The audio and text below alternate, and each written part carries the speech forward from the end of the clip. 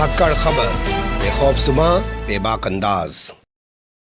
धाकड़ खबर में आपका स्वागत है। मैं आपके साथ हूं अकरम रईस खान। 14 फरवरी 2019 को पूरे देश ने देखा कि किस तरीके से पुलवामा में हमला होता है आतंकी, और उसके बाद सीआरपीएफ के 40-42 जवान शहीद हो जाते हैं। पूरे देश में एक शोक की लहर दौड़ जाती है। और उसके बाद जब चुनाव होते हैं तो भारतीय जनता पार्टी, या यूं कहें नरेंद्र मोदी, फिर से सत्ता में आ जाते हैं। लेकिन उसी दौरान एक घटना और होती है जो महाराष्ट्र के गढ़चिरौली में होती है। वहां पर भी कई सारे सीआरपीएफ के जवान शहीद हो जाते हैं, लेकिन उस खबर पर ना कोई मीडिया बोलता है, ना भाजपा बोलती है, और ना कोई हंगामा होता है, और ना देश के अंदर शोक की लहर दौड़ जाती है। मैं इन दोनों घटनाओं को इसलिए कंपेयर कर रहा हूं क्योंकि आजकल अर्णब गोस्वामी के बहुत सारे व्हाट्सएप चैट वायरल हो रहे हैं, जिसमें से एक जगह लिखा हुआ आ रहा है कि पुलवामा मामले के बाद हमारे चैनल की टीआरपी मुबारक हो सबसे ऊपर पहुंच गई है। तो सवाल यहीं से खड़ा हो जाता है कि सेना जो है वो सिर्फ नरेंद्र मोदी को, भाजपा को ही फायदा नहीं पहुंचाती है, ये भोंपू मीडिया और उसके दलाल चाटुकार दंगाई पत्रकारों के धंधे में भी इजाफा कराती है। तो क्या सेना और क्या जवान सिर्फ इन लोगों के लिए राजनीति और धंधा करने का सामान बन के रह गए हैं? इसी पहलू के आसपास अपनी बातचीत को रखने की कोशिश करेंगे। हमारे साथ स्काइप के जरिए जुड़ रहे हैं रणबीर सिंह जी। आप लोग उनको जानते हैं, वो पैरामिलिट्री फोर्सेस के मुद्दों को उठाते रहते हैं, धरना प्रदर्शन करते रहते हैं, और उन्होंने एक संगठन बना रखा है जिसके वो जनरल सेक्रेटरी हैं, confederation paramilitary forces welfare association. बहुत शुक्रिया सर हमें वक्त देने के लिए। जय हिंद आपको। जय हिंद आपको भी। अब बताइए, जो ये अर्णब गोस्वामी के व्हाट्सएप चैट वायरल हो रहे हैं जिसमें वो कह रहा है कि पुलवामा के बाद मुबारक हो हमारे चैनल की टीआरपी नंबर 1 पे पहुंच गई है, इसे कैसे देखते हैं आप? अर्णब गोस्वामी जो है पिछले कई साल से जो है कभी पूछता है भारत, कभी कुछ बोलता है, कभी कुछ। तो ये जो है समाज में जहर घोलने का काम पिछले कई सालों से कर रहा है जी। इसके पास सिवाय हिंदू मुस्लिम, मंदिर मस्जिद, हिंदुस्तान पाकिस्तान, और अभी देखे पीछे शाहीन बाग में जब हमारी जो महिलाएं अपने अधिकारों को लेकर उमड़ी, या अभी जो किसान जो है रोज शहीद हो रहे हैं बॉर्डर पे, तो जवान शहीद हो रहे हैं, यहाँ किसान बॉर्डर पे शहीद हो रहे हैं, तो उनके बारे में अनाप शनाप बोलना और जहर घोलने का ये काम कर रहा है। और अभी इसका जो 500 पेज का जो कच्चा चिट्ठा जो व्हाट्सएप चैट धीरे धीरे उभर के आ रहे हैं, उसमें जो है इसका पता लग रहा है कि कौन हमारे जो है राष्ट्र के और शहीद जो जवान हैं उनके जो है साथ खिलवाड़ जो कर रहा है। आप ये अकेले 40 सीआरपीएफ के जवानों की बात नहीं है, ये हिंदुस्तान में जो रोज आए दिन शहीद हो रहे हैं, 34,000 अर्धसैनिक पहले भी शहीद हुए, तो ये एक सरासर अपमान है। और अगर हमसे कोई पूछे तो ये राजद्रोह और राष्ट्रद्रोह जो ये कर रहा है अर्णब, इसको तो तुरंत जो है एक्शन लेने की जरूरत है। जो हमारे सेना और अर्धसेना के जवानों की शहादत के बदले टीआरपी बटोरता है। चलिए, वो लोग तो जो अभी वर्तमान समय में सेना और अर्धसेना में है, यानी कि मिलिट्री और पैरामिलिट्री में है, वो तो कुछ नहीं कर सकते। लेकिन आप लोगों ने कोई एक्शन अभी तक क्यों नहीं लिया? क्योंकि कई दिन से मामला चल रहा है, आप लोगों को तो इसके खिलाफ एफआईआर दर्ज कराने के लिए आगे आना चाहिए था। हाँ, ये जो सवाल बहुत बड़ी बात है कि हम जो है ये आप बोलेंगे कि भाई मास्क क्यों लगा रखे हैं, क्योंकि खैर ये इसमें बताने की जरूरत नहीं है चैनल में कि हमारी माताजी जो है वो उनके उससे निपटे हैं, हम वो चली गई थी तो हमें वक्त नहीं मिला, आज भी हम बिजी थे उन्हें उस काम। लेकिन हम कल राष्ट्रपति जी के पास जाएंगे, मेमोरेंडम लिख के जाएंगे। आप बोलेंगे महामहिम के पास क्यों जाएं? जी। तो आप देख ही रहे हैं कि उसकी दौड़ सत्ता के गलियारे रायसीना हिल में, उस जो है सातिर को ये भी पता है कि अब कौन मंत्री बनेगा, कौन आईबी मिनिस्टर बनेगा और होम मिनिस्टर का चार्ज कौन संभालेगा। ये हम और आप नहीं कह रहे, ये उसकी चैट बता रही। तो हम जो है महामहिम के पास इसलिए जाएंगे क्योंकि शहीदों का अपमान अगर देखा जाए तो एम्बलम का है, और राष्ट्रपति तीनों सेनाओं के सुप्रीम कमांडर, सुप्रीम सेनापति है महामहिम जी। जब सब लोग ऐसे ही हो जाए, सत्ताधीश इस तरह मंत्री संतरी के साथ दगा करे और उसके बदले में जो वोट मांगे जाएं, शहादत के बदले में वोट मांगे जाएं, आपको मालूम होगा पूरे देश ने देखा जब इन्होंने राष्ट्रवाद की लहर चलाई और उसमें जो भांड मीडिया कहें, मुझसे अगर पूछे तो मैं अर्ध सैनिक हूं, अंधभक्त नहीं, बल्कि ये मोदी गोदी मीडिया।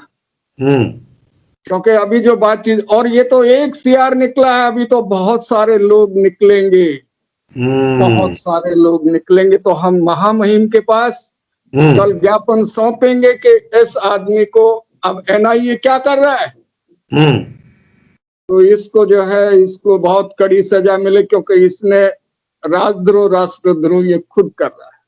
चलिए, आपका कहना है कि आप राष्ट्रपति के पास जाएंगे। लगता है कि आपके जगाने के बाद राष्ट्रपति को इस बात का एहसास होगा कि एक पत्रकार जो कह रहा है कि भाई फला अटैक जो हुआ पुलवामा का, उसके बाद उसके चैनल की टीआरपी बढ़ गई, यानी कि जवान अगर देश का शहीद होगा तो इन लोगों का धंधा चलेगा और किसी की राजनीति चलेगी। आपके जगाने के बाद उनको एहसास होगा क्या? उनको खुद एहसास नहीं है इस बात का? महामहिम जी के बारे में, क्योंकि हम और आप कोई पूरा, वो तो सुप्रीम है, और महामहिम की अंतरात्मा जागे, हम ये उम्मीद करते हैं, क्योंकि वो हमारे सेनाओं के सुप्रीम कमांडर हैं। वो जो है ना 50 लाख जो अर्ध सेना के रिटायर हो या सर्विंग हो, उनके सुप्रीम कमांडर हैं और उसका वो संज्ञान वो लेंगे, ऐसी हम उम्मीद करते हैं। क्यों? वो हमारा रिश्तेदार है क्या?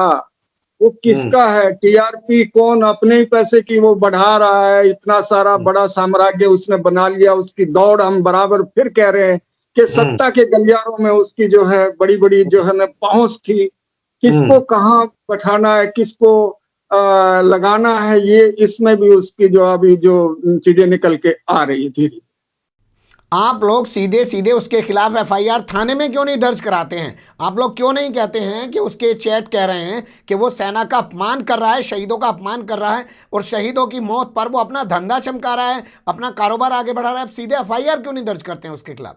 हाँ, वो जो चीजें जो है, जब कल हम महामहिम को जो है राष्ट्रीय हमारे संज्ञान में है कि जब हम महामहिम जी को ज्ञापन सौंप के सीधे हम पार्लियामेंट स्ट्रीट जाएंगे और जो है अधिकारियों से दरखास्त करेंगे कि ये एक हमारी कन्फेडरेशन एक्स पैरामिलिट्री की आवाज नहीं है, ये तो देश की सेना और अर्धसेनाओं के जो है ना शहादत का जो उसने अपमान किया, जो उसके बदले में उसने अपना फायदा उठाया है, तो ये सीधे सीधे राष्ट्रद्रोह और देशद्रोह का मुकदमा दायर हो। हम वो अपनी वो जो है, मैं समझ सकता हूं रणजीत जी कि आपकी माता जी बीमार हैं, आप एक तकलीफ से गुजर रहे हैं, माँ के पास भी रहना चाहते होंगे, लेकिन ये जो मामला सामने आया है, ये इतना बड़ा मामला है, ना जाने कितनी हजार लाखों माँओं के दिल दुखे होंगे कि उनके बच्चे शहीद हो जाते हैं और ये लोग धंधा चमकाते हैं, कारोबार बढ़ाते हैं। क्या मैं गलत कह रहा हूँ?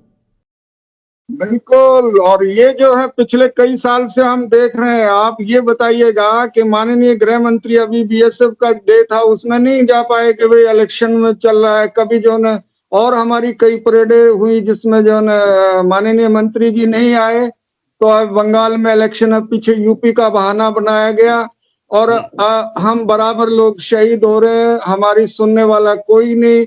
ऊपर से जो है शहीद शहीद दे दिया, बाकी कागजों में कुछ नहीं। और अब तो ये हो गया कि हमारी शहादत का फायदा भी पहले तो राजनेता तो उठा ही रहे थे, अब जो है ये भांड मीडिया भी जो है ना उठाने लग गया। तो हम चाहेंगे कि इसके ऊपर जो है कड़े कदम लेने की जरूरत है। डीएसपी देवेंद्र सिंह उस कांड में शामिल था, आपको याद होगा, पुलवामा में, उसको भी जमानत मिल गई। तो आप सोच सकते हैं उसमें ये भी शामिल था। अर्नब को कैसे पता लग जाता है कि आप जो है बालाकोट में स्ट्राइक होने वाली है, कैसे जी। वो वहां पहुंच जाता है। तो ये जो है ये सब जो है ये मिली भगत ऐसा लगता है, उनकी चैट से तो यही अनुभव हो रहा है। क्या आपके पास ऐसी कोई जानकारी है कि एनआईए जो जांच कर रही है पुलवामा मामले की, उसकी जांच कहां तक पहुंची है, कुछ आगे बढ़ी है या नहीं बढ़ी है? और क्या अब ये व्हाट्सएप चैट आने के बाद एनआईए अर्णब गोस्वामी को भी जांच का हिस्सा बनाएगी, उससे भी कोई पूछताछ करेगी? बिल्कुल, हम तो ये चाहेंगे कि भाई जांच का हिस्सा इसको अरेस्ट करके और इससे भी गहन पूछताछ की जाए कि भाई तुम्हारे पास ये सूचनाएं कैसे पहुंचती, कौन से सूत्र हैं जो आपको ये सारी सूचनाएं दे रहे हैं। हम्म। और जहां तक पुलवामा का जो जांच का आपने एनआईए का बताया, अभी तक हमें नहीं लगता कि उस पर खाली लिपापोती हो रही है, उसकी कोई भी जांच आगे नहीं बढ़ी है। ये जो है कोई जांच वांच नहीं चल रही है, लिपापोती चल रही है।